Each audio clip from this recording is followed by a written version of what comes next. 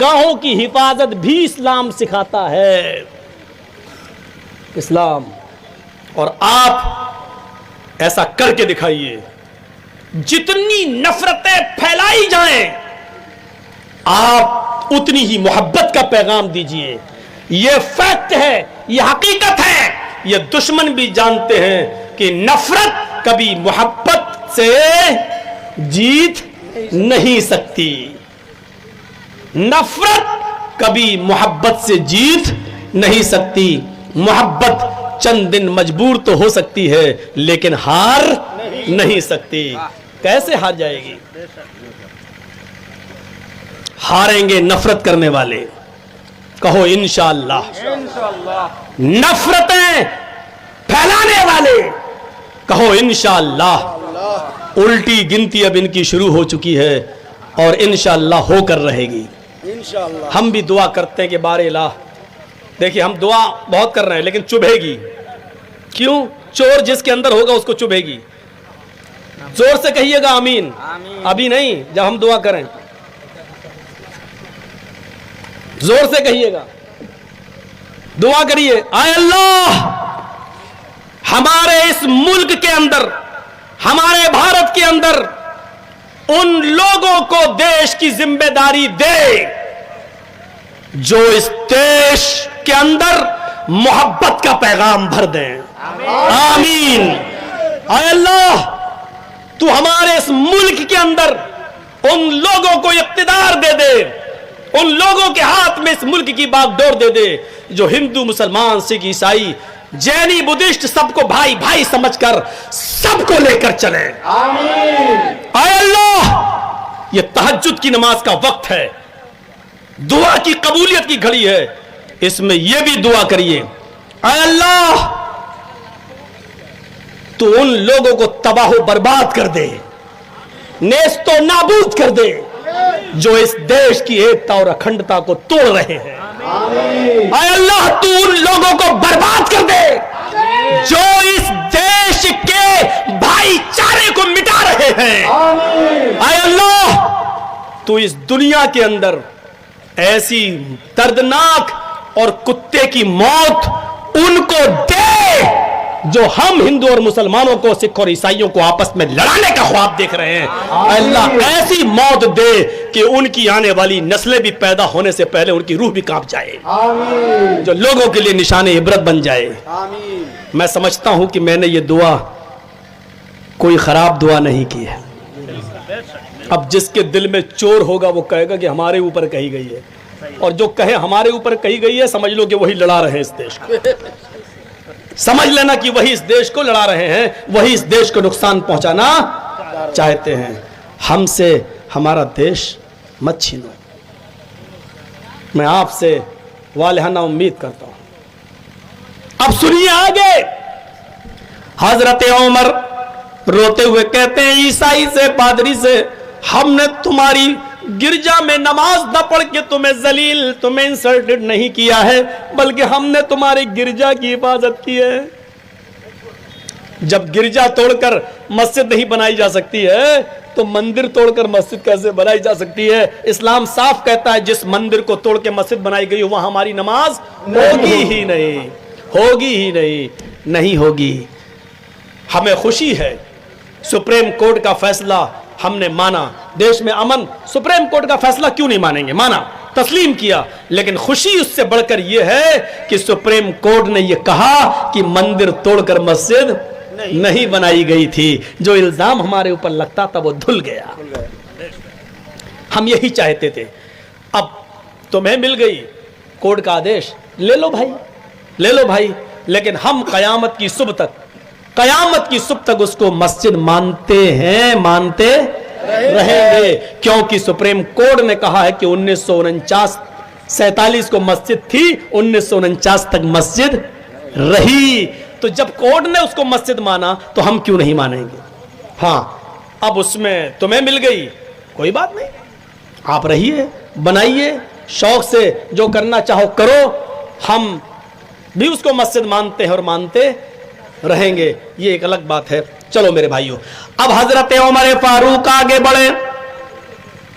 अमीरुल मोमिनीन अब यरूशलेम की तरफ जा रहे हैं।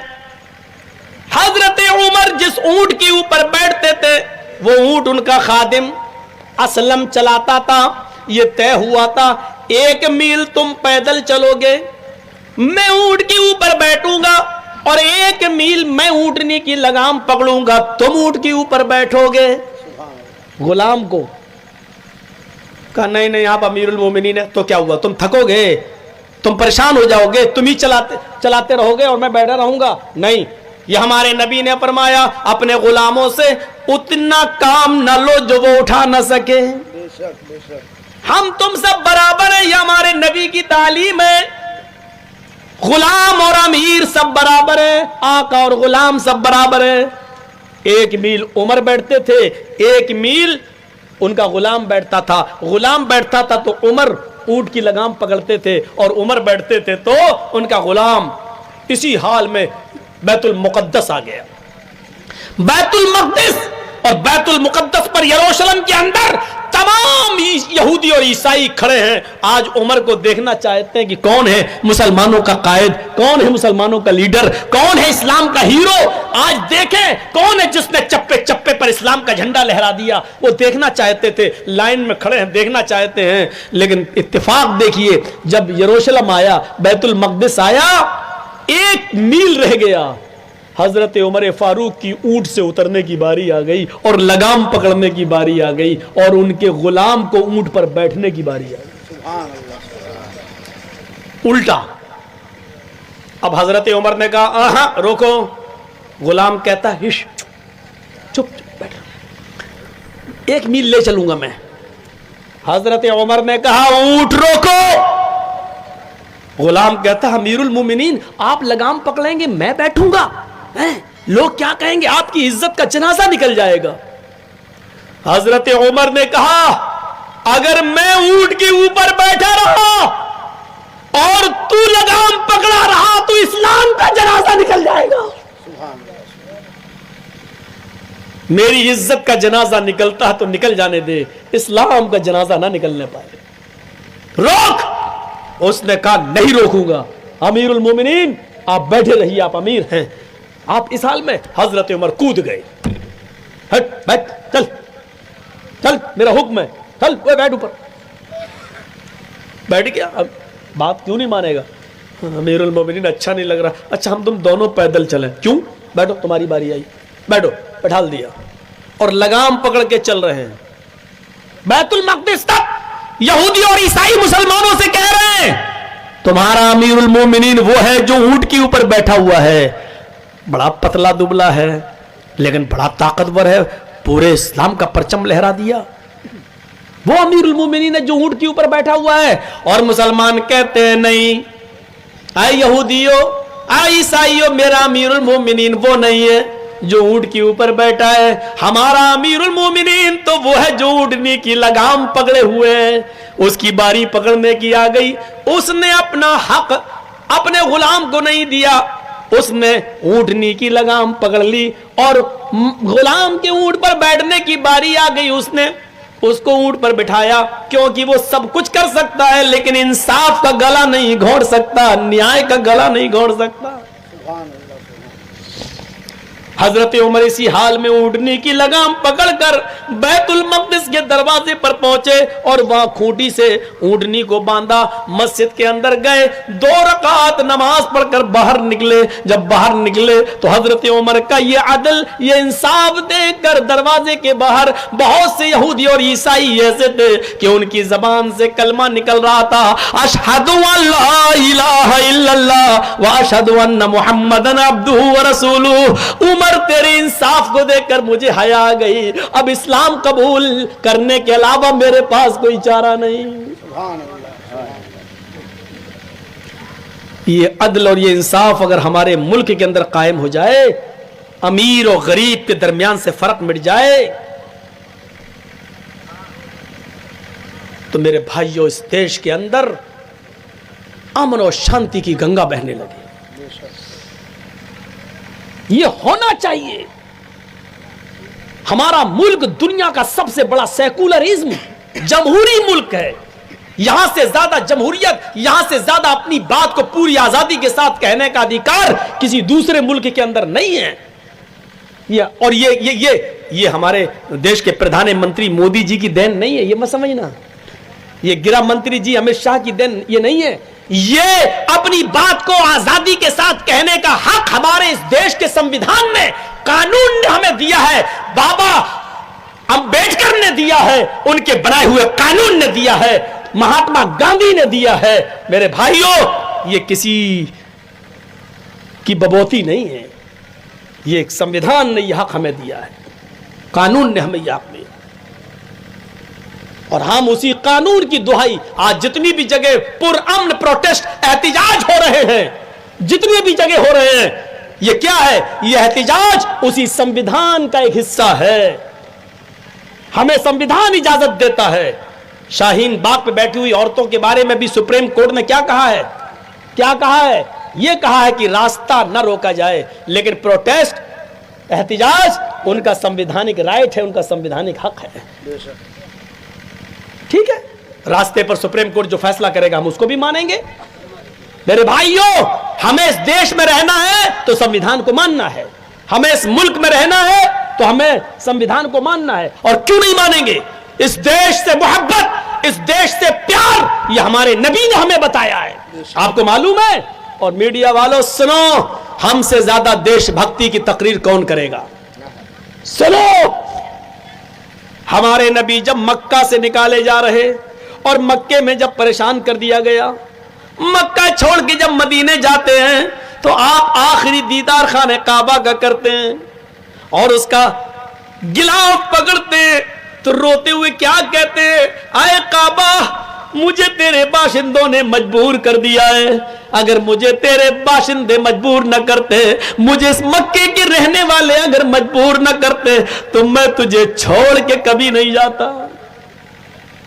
जब आप गए, सुनिए वतन की मोहब्बत, जब आप गए मक्के से निकलकर मदीने के बॉर्डर में कदम रखते हैं तो पलट के फिर मक्के की तरफ देखते हैं। मक्के की तरफ देखना इस बात का इशारा है कि वतन की मोहब्बत हमारे दिल से नहीं निकल रही है। हजरत इब्राहिम भी, जब उनके बाप आजर ने उनको इराक से निकाला और जब इराक से वो और लूत अलैहिस्सलाम और उनकी बीवी सारा, लूत अलैहिस्सलाम और इब्राहिम की बीवी सारा जब इराक से निकलती है, नहीं रहने दिया जाता है, इराक वालों ने निकाला, ऊर की बस्ती से निकाले गए और जब इराक से निकलकर मुल्क शाम सीरिया पर कदम रखते हैं तो हजरत इब्राहिम इराक को पलट कर देखते और क्या कहते हैं? कुरान पढ़िए, इन्नी ज़ाहिबुन इला रब्बी सयहदीन। आए इराक, आए मेरी बस्ती, आए वतन, मैं तेरी मोहब्बत को खैराबाद कहकर, मैं तेरी मोहब्बत को कुर्बान करके मैं अपने रब की तरफ जा रहा हूं, जहां वो ले जाएगा मैं उस बस्ती की तरफ जा रहा हूं। ये नबियों ने हमें बताया, ये रसूलों ने बताया कि वतन की मोहब्बत हमारे दिल से नहीं निकलना चाहिए। ये हमारे कुरान की तालीम का हिस्सा है। मैं कैसे इस देश की मोहब्बत को अपने दिल से निकाल दूं, मैं इस देश से प्यार कैसे अपने दिल से निकाल दूं, ये हमारे ईमान का हिस्सा है कि हम इस देश से प्यार करें, इस देश से मोहब्बत करें। मदीना जाने के बाद पढ़िए मेरे भाइयों, ज़ादुल मआद इब्न क़य्यिम की, मदीना जाने के बाद अल्लाह के रसूल जब मदीने में सोते थे तो सोते हुए आधी रात के बाद करवट आपकी, चेहरा आपका मुड़ जाता था। सहाबा ने कहा आपका चेहरा इधर कैसे घूम जाता है? आपने पूछा सहाबियों जानते हो इधर क्या है? सहाबा ने कहा नहीं। कहा इधर मेरा शहर मक्का है और वतन की मोहब्बत मेरे दिल से नहीं निकलती, मक्के की मोहब्बत मेरे दिल से नहीं निकलती। मेरे भाइयों, वतन से मोहब्बत करना ये हमारे नबी ने हमें सिखलाया है, ये इस्लाम ने हमें बताया है। इसलिए इस वतन से हमें और आपको सबको प्यार करना चाहिए, मोहब्बत करना चाहिए। इसलिए यह भी गुजारिश है आपसे कि प्रोटेस्ट, एहतिजाज करो तो पुरअमन करो, लेकिन देश की संपत्ति को नुकसान भी नहीं पहुंचना चाहिए। तोड़फोड़ भी नहीं होनी चाहिए, इसलिए कि ये देश हमारा है और देश हमारे घर की तरह है और अपने घर को कोई नुकसान नहीं पहुंचाता। मेरे भाइयों, हमें और आपको इस देश की संपत्ति को नुकसान नहीं पहुंचाना चाहिए। जो इस देश की संपत्ति को नुकसान पहुंचाता है, गोया कि वो अपने घर को नुकसान पहुंचा रहा है। अपने घर को कोई नुकसान नहीं पहुंचाता। इतने जज्बाती मत होइएगा। आतंकवादी हम नहीं हैं, दहशतगर्द हम नहीं है। हमारे ये जुमले आपको कहीं से लग रहे हैं भड़काऊ? अच्छा, मेरे इन जुमलों को की तुलना आप करिए। मेरी पूरी तकरीर आपने सुनी है, इस पूरी तकरीर को हूबहू ऐसी पेश कर दो और यूपी के चीफ मिनिस्टर योगी जी की तकरीर को पेश कर दो जो दिल्ली में की।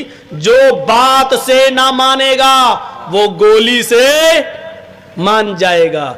अब दोनों की तुलना में इंडिया टीवी वाला बताए कि भड़काऊ बयान मौलाना जर्जीस का है या यूपी के चीफ मिनिस्टर का है। नहीं बताएगा, ये हिस्सा दिखाएगा ही नहीं। क्यों? बॉस का हाथ ऊपर से उठ जाएगा। ये सूरत हाल हो गई। हम